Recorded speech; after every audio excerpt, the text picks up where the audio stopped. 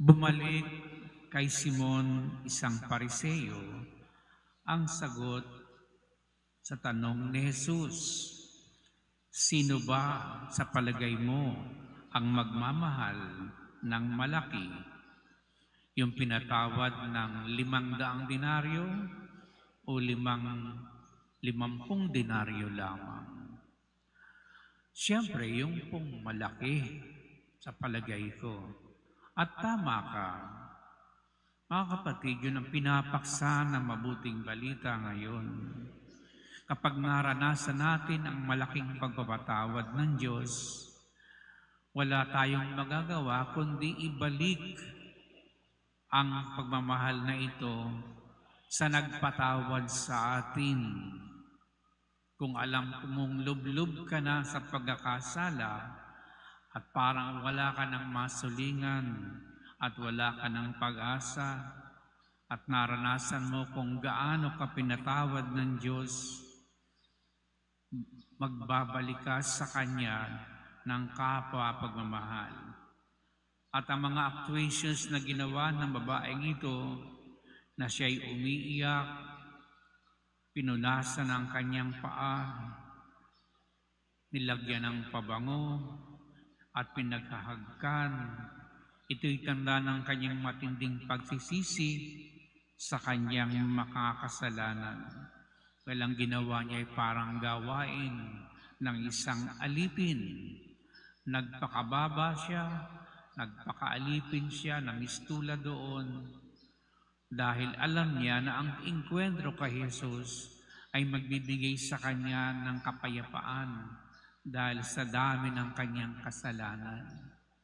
Kung kaya, in contrast dito kay Simon na Pariseo, oo nga naman, dumating si Jesus na wala man lang siyang ginawa, samantalang customary, kapag may dumating na bisita, binibigyan ng palangga ng may tubig upang hugasan ang paa nito, pangpunas at lahat na, dahil yun ay kaugalian.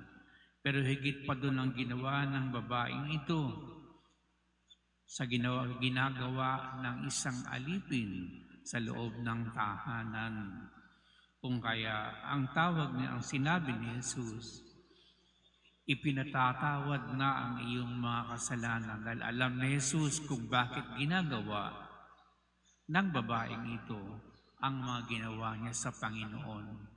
Matinding pananampalataya ang nakita ni Jesus at pag-ibig sa babaeng ito, kaya ang nakitang ito ni Jesus ang nagudyok sa kanya na magsabi, humayo ka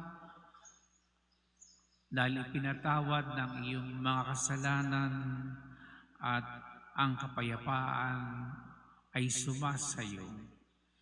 Yan mga kapatid ang matinding dulot ng kapagpapatawad ng Diyos.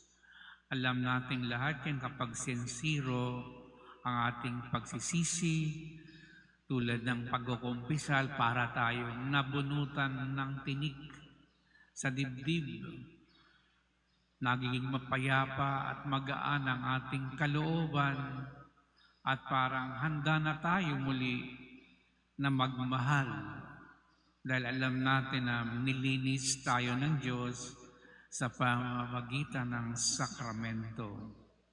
At mahalaga na ito'y nararanasan natin palagi sa tuwi-tuwi na sa Panginoon, na tayo'y wala kung hindi tayo pinapatawad ng Diyos sa ating mga kasalanan. At ang ating kapasidad na magmahal ay depende sa lalim ng ating karanasan sa kapatawaran ng Diyos. The deeper you experience the forgiveness and love of God, the more you are able to embrace also the sinners around you. Even maybe embrace your enemies. Ganyan ang nagagawa ng matinding karanasan ng pagpapatawad ng Diyos sa atin.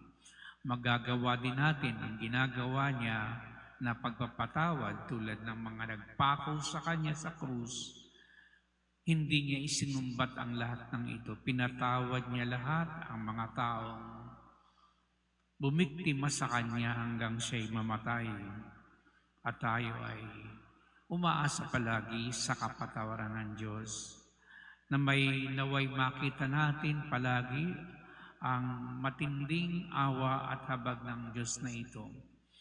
Kung si Simon ay pinagkibit balikat lamang ang pagpapatawad dahil ang kanyang nakita sa babae malalim na panghuhusga dahil sinabi niya kung alam lamang ng Panginoon kung sino ang babaeng itong humihipo sa kanya na isang makasalanan, siguro'y hindi niya gagawin ang hindi niya hahayaang gawin ng babaeng ito ang mga ginagawa niya kay Jesus. Pero sa kabaligtaran, iba ang pagtingin ni Jesus sa babaeng ito, kung kaya pinatawad ang kanyang mga kasalanan. Magpatuloy tayo mga kapatid sa ating paglalakbay at hingin natin ang biyayang ito dahil kung tayo makapagbabahagi ng kapatawaran sa kapwa, ito'y dahil naranasan natin ang malalim na habag at awa ng Diyos sa ating lahat.